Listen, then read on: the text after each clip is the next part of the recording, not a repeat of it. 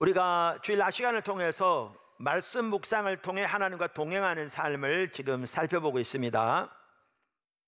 지난주에 성경을 자세히 읽어야 한다라는 부분을 살펴보았고요. 오늘에 이어서 묵상이 필수입니다 라는 부분을 살펴보고자 합니다.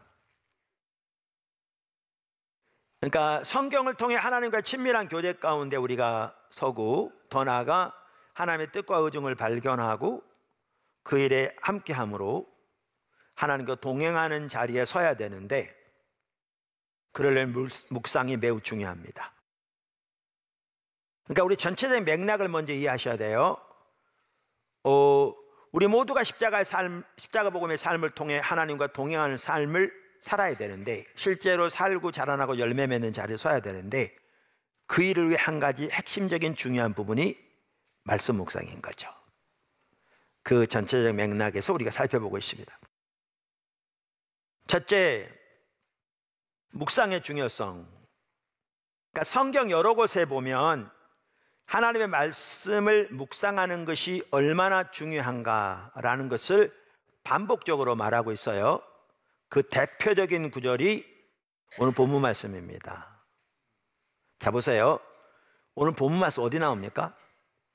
여호수아서 1장 시작하면서, 자, 그동안 하나님께서 이스라엘 백성들을 누구를 통해서 인도하셨습니까? 모세를 통해서. 그런데 하나님께서 모세에게는 가나안 땅에 들어가지 못하게 할 것일 거라고 그랬잖아요. 그리고 이제 여호수아를 통해서 본격적으로 가나안 정복을 시작하시는 거죠. 여호수아의 경우에는 그 뛰어난 하나님의 종의 후임으로 이스라엘 백성 전체를 이끌고 하나님께서 아브라함 때부터 약속하신 그 일을 성취하기 위해 이제 사역을 시작하시죠. 그 첫 부분에서 그 모든 것의 첫마디로 하나님이 이 말씀하신 겁니다. 그러니까 이 말씀의 위치, 이 말씀의 문맥, 이 하나만 보더라도 말씀 묵상이 얼마나 중요하고 핵심인가라는 것을 명확하게 볼 수 있습니다. 여기 한 가지 좀 제가 간단히 언급하고 넘어가려고 합니다. 그게 뭐냐 하면 말씀과 성령의 조화입니다. 말씀과 성령의 조화. 뭐라고요? 말씀과 성령의 조화. 오늘날 적지 않은 분들은, 또 적지 않은 목사님들은 말씀 강조하면서 이 구절을 많이 인용합니다. 제가 말씀드렸잖아요. 말씀 묵상은 이 문맥을 보더라도 아무리 강조해도 지나침이 없을 만큼 중요하다고요. 그런데 그렇게 강조하면서 일부 사람들은 문자적인 성경 말씀을 강조하는 의미에서 그렇게 강조하기 쉽습니다. 다시 말하면 성령과의 교제가 배제된, 그것은 심각한 잘못입니다. 심각한 잘못입니다. 두 번째, 어떤 구절을 묵상할 것인가? 그러니까 많은 성도들이 하나님 말씀 묵상하는 거 참 좋은데 어떤 구절을 묵상해야 하나요? 이렇게 궁금해할 수 있습니다. 자, 작은 첫 번째, 우선 어떤 성경을 읽을 것인가? 어떤 구절을 읽을 것인가? 어떤 분들이 이런 분들이 있어요.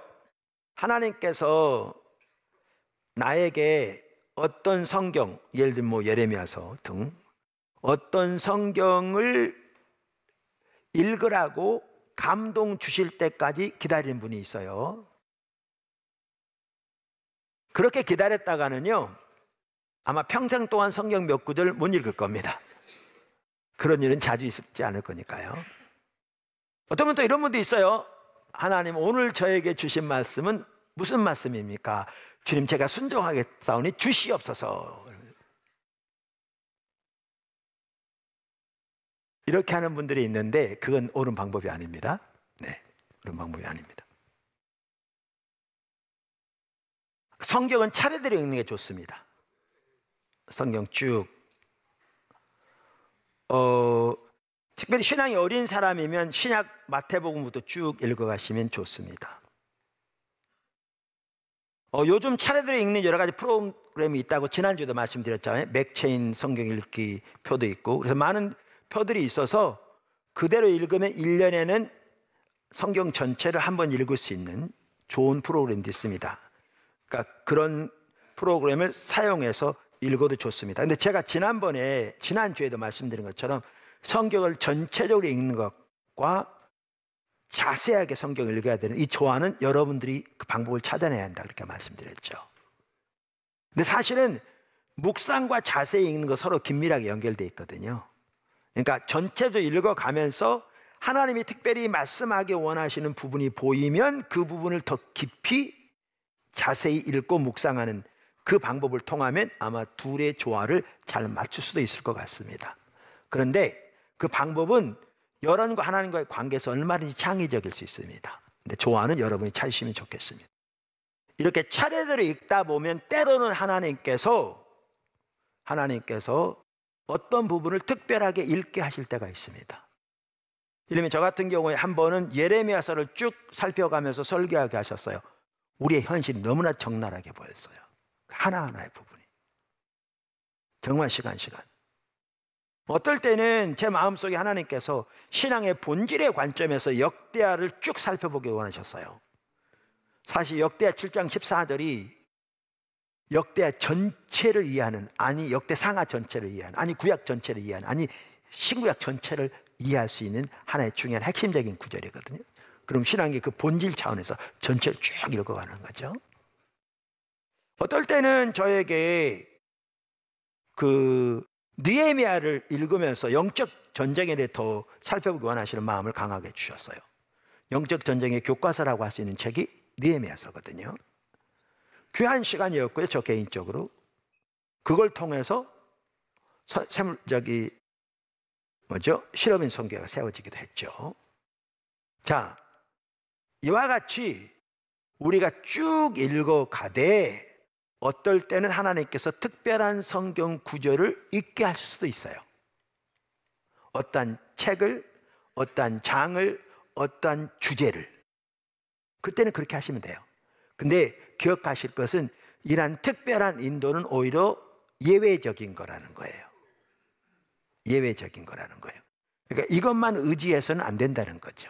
우리는 일반적으로 쭉 읽어가되 그러면 하나님께서 얼마든지 창의적인 방법으로 우리를 그 상황에서도 특별한 성경 혹은 성경의 부분들을 읽도록 인도하실 수 있습니다. 그럼 순종하는 거죠. 할렐루야. 자, 작은 두 번째, 그러면 어떤 구절을 묵상할 것인가라는 거죠. 이렇게 성경 읽어가면서 어떤 구절을 묵상할 것인가. 성경을 차례대로 읽습니다. 그리고 자세히 읽는 것이 중요합니다. 말씀드린 대로 두 개의 조화를 이루려면 쭉 읽어가면서 거기에 살펴볼 부분이 있는 중요한 부분이 보이는 부분은 더 자세히 읽는 방식으로도 조화를 찾을 수 있습니다. 그건 여러분의 숙제입니다. 그런데 그렇게 쭉 읽다 보면 먼저 어떤 구절을 묵상할 것인가 전에 하나님이 깨닫게 하신 부분들이 있습니다. 그건 반드시 기록하셔야 합니다. 지금 성경 묵상 노트 있잖아요. 거기에 보면 읽다가 자기가 깨달아지는 부분을 쓰는 난도 있습니다. 그래서 거기다 이렇게 쓰셔도 되고요. 저는 많은 경우에 성경책 여분에다 과거에 많이 썼습니다. 여백에다가 많이 썼습니다. 어찌됐든 간에 기록하는 게 중요합니다. 지금은 컴퓨터 워드에다 많이 씁니다. 이렇게. 자, 그런데 이렇게 기록하되 읽어가면서 어떤 구절을 묵상하느냐, 이것도 하나님이 창조적인 만큼 여러분에게 창조적일 수 있습니다. 하나님이 여러분에게 알리시는 방법은 다양할 수 있습니다. 어떨 때는 이럴 수 있습니다. 성경을 읽어가는데 뭔가 이 구절에 하나님께서 말씀하고자 하는 매우 중요한 부분이 들어있는 것처럼 느껴질 수 있어요. 아니면 어떤 구절은 더 이상 넘어가지 못하게 자꾸 그 구절이 눈에 이렇게 보이는 부분이 있을 수 있어요. 어떨 땐 하나님께서 내게 주신다는 것을 또렷이 설명할 이유는 설명할 수 없지만 분명하게 알 수 있는 경우도 있어요. 심지어 어떨 때는 거스를 때가 있어요. 어느 문구만 보면 자꾸 거슬려. 예를 들면 용서란 말만 보면 확 싫어. 어떨 때 헌금 얘기만 나오면 아유 싫어. 11조 얘기만 나오면 싫어. 그거에 지금 하나님 말씀하시려고 하는 겁니다. 어떨 때는요, 하나님께서 우리를 다루실 때 거스르게 하세요. 설교를 들을 때도 어떤 부분이 반복적으로 나오면 여러분에게 거슬리고 화가 나면요, 지금 주님이 다루고 계신 거예요. 그럼 묵상하셔야 돼요. 그거에 해당하는 말씀을 묵상하시고 기도하면서 그 부분 하나님 앞에 묻고 찾고, 그렇게 되면서 루터가 그랬던 것처럼, 루터뿐만 수많은 하나님의 사람들에게 가신 것처럼 하나님 뜻을 보이시죠. 그리고 우리를 빚어가시죠. 하나님께 더 가까이 이끄시고. 할렐루야. 큰 세 번째, 묵상을 위해서는 해당 구절을 여러 번 읽는 것도 때로는 필요합니다. 그러니까 첫 번째는요, 그 구절의 전체적인 윤곽을 파악하기 위해서 읽을 수 있고요. 두 번째나 그 이상은 그 구절을 자세히 살펴보기 위해서 읽고요. 마지막으로 아주 중요한 게 있습니다. 그것은 하나님께서 보이신 것들, 즉 하나님께서 말씀하신 것들을 정리하기 위해서 읽어야 합니다. 다시 이 부분까지 가야 돼요.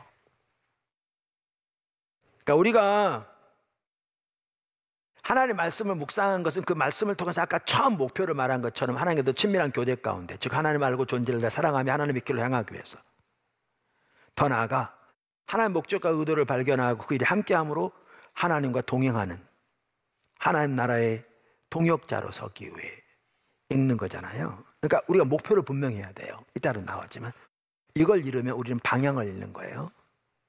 완전히 옆으로 가버려요. 그럼 영적 괴물돼요. 이걸 잃으면. 그런데 이렇게 가는데, 그러니까 중요한 게 뭐예요? 말씀 묵상을 통해서 하나님의 뜻과 의중, 하나님의 길을 발견하기 원하는 거죠. 그것을 다른 말로 하면 하나님의 음성을 듣는 거죠.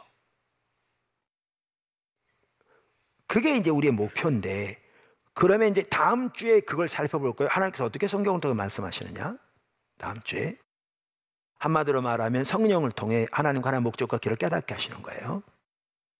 근데 이렇게 하나님께서 말씀하시면 그게 이제 목적이잖아요. 그럼 그걸 정리해야 돼요. 왜? 하나님의 뜻을, 하나님의 의중을 발견하기 위해서 지금 우리가 묵상하는 거잖아요. 정리돼야 뭐가 중요하냐면 이걸 마음에 품고 내 삶을 보면서, 이건 나중에 살펴볼 텐데, 이 하나님의 말씀의 나의 삶을 조정할 수 있고요.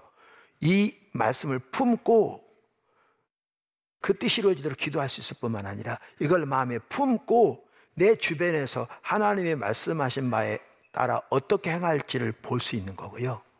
이 마음을, 그걸 품고 있어야 그 시점뿐만 아니라 그 다음에도 늘 하나님의 그 말씀을 기초로 내가 주님을 따라갈 수 있어요. 정리 안 되면 가능하지 않죠. 정리 안 되면 가능하지 않아요. 그냥 읽고 지나가는 게 아니고요. 그러니까 때로는 묵상할 때 이렇게 여러 번 볼 수 있는데, 제일 마지막에는 반드시 뭐가 있어야 되냐면 하나님께서 말씀하신 것을 정리하기 위해서 해야 된다는 거예요. 네 번째, 관련 구절들을 살펴보는 것도 도움이 됩니다. 흔히 살펴보는 것은 관주 성경이라고 있는데요, 관련 성경 구절들이 있는 겁니다. 찾아보는 도움이 됩니다. 제가 빌리그레암 목사님 책 한 권인가 읽었어요. 제가 독서를 별로 훈련이 안 돼가지고 늘 말한다.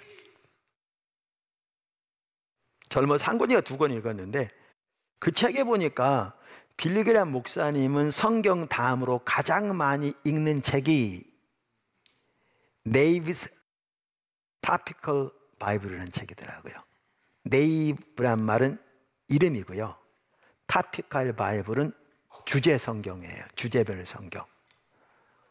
그러니까 하나님의 임재, 그러면 하나님의 임재라는 주제 아래 그 구절이 나와 있는 신구약의 그 구절들이 쫙 나와 있는 이걸 주제별 성경이라고 그러거든요. 근데 빌리그레암 목사님 세계적으로 가장 하나님이 이렇게 설교를 위해 귀하게 세우신 분 중에 한 분이라고 해도 전혀 틀린 말이 아니잖아요. 그런데 그분도 그것도 물론 성경 종류긴 하지만 참고 도서인데 가장 많이 애용하는 책으로 주제별 성경을 얘기하더라고요. 아까 말한 건 특정한 주제별 성경을 말하는 거고 지금 많은 종류가 있어요. 이런 것처럼 이렇게 말씀을 묵상할 때 필요에 따라서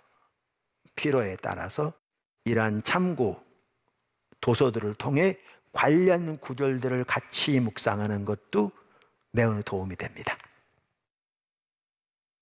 마지막으로 필요에 따라서 주석을 참고하는 것도 도움이 됩니다. 제가 이 부분은 길게 얘기 안 했어요. 그냥 여러분들 참고만 하라고 간단히 언급하고 넘어가는 거예요. 필요에 따라서는 저는 개인적으로 설교할 때도요 주석 여러 군데 참고해가지고 그 짜집게 설교하지 않습니다. 저는 주석을 언제 보느냐, 주님이 인도에 가신 것을 학자들의 의견을 따라서 확인할 필요가 있을 때 봅니다. 확인할 필요가 있어요. 왜냐하면 제 의견이 일반적으로 성경적으로 배운 다 모든 사람들이 옳다는 건 아니지만 그래도 그들이 성경적인 지식을 토대로 이해하는 부분과 완전히 다른 거라면 내가 성경을 토대로 이해했다고 하는 것을 재검토해 보는 게 옳잖아요. 잘못하면 지가 복음 되니까.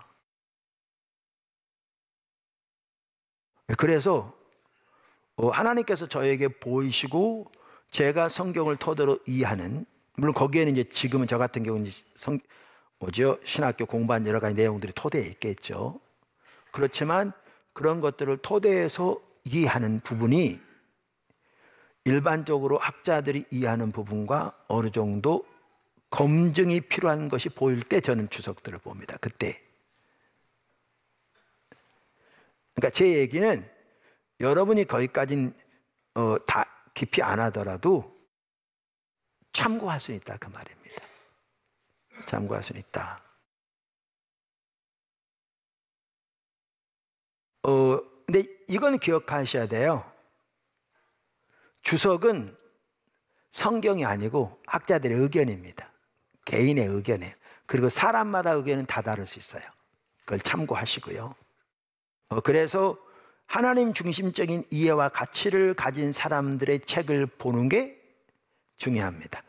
그 부분이 어떤 사람들이 그 부분인가를 모르면 이제 그런 것들은 목회자들에게 도움을 받을 수는 있습니다. 자, 그래서 오늘은 이제 말씀 묵상을 어떻게 할 것인가, 특별히 나중 부분을 제가 간단히 언급하고 넘어갔어요. 참고할 부분이니까. 근데 여기에 중요한 게 있습니다. 아까 제가 잠깐 얘기했던 부분인데요. 여기에 우리가 뭘 잃으면 심각한 문제가 되냐면 말씀 묵상을 하는 목표와 목적을 잃으면 이제는 방황합니다. 우리는 하나님을 알고 존재를 다 사랑하고 하나님의 행하심을 보고 온 사람을 동참하는 삶을 사는 것이 우리 신앙입니다. 여기 핵심이 십자가 복음의 삶이고요. 그래서 하나님께서 모든 포도나무교회 성도들이 실제로 십자가 복음의 삶을 배우고 살고 열매 맺고 자라나도록 인도하고 계신다고요. 매주 말씀드리고 있습니다. 그리고 그 한 부분에 핵심이 말씀 묵상인 거죠. 그러니까 시편 119편 기자를 우리가 보아서도 알 수 있고, 그 다음에 다윗의 경우를 보아도 알 수 있고, 예수님은 더 말할 것도 알 수 있듯이 그들이 그토록 말씀을 묵상한 것이 결국은 하나님을 알기 위해, 하나님의 목적과 길을 알기 위해, 그리고 주님이 말씀하시고 주님이 깨닫게 하시면 순종하고자 하는 자세로 그렇게 했잖아요. 그렇게.